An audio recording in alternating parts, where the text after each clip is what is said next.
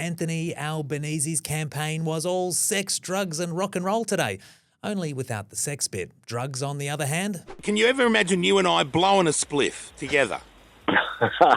No, I can't imagine that, Kyle. As for the rock and roll, it was the PM getting the rock star treatment at a Perth school this morning. No wonder Albo was in the mood to high-five some kiddies. The latest YouGov poll puts Labor with a 97.3% chance of forming a majority government. Now, everyone says you should take polls with a grain of salt, and it certainly doesn't give me more confidence that this particular polling company couldn't spell Labor. Nice one, idiots.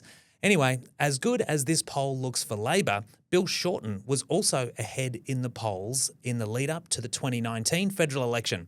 And look how that turned out. It is obvious that Labor will not be able to form the next government.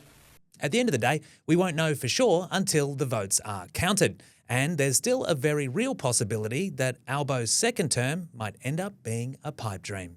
Probably more of a bong guy, right? I can't imagine that. 11. 11? I wish I was 11. I feel really old at the moment. I feel like I've been campaigning for 11 years.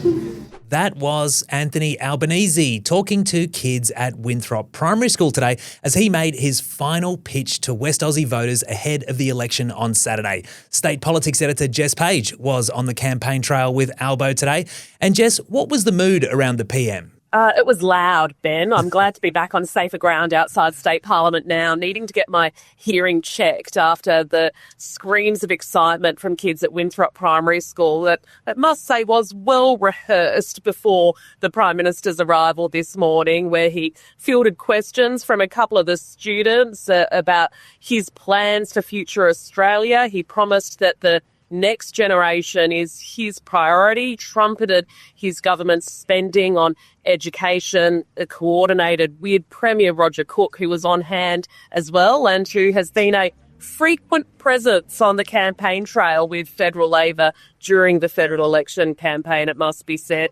Look, the mood's pretty buoyant amongst the Labor ranks, and why wouldn't it be? The published opinion polls suggest that momentum is swinging their way, but the Prime Minister insisted he's not taking anything for granted. There is still 48 hours to go.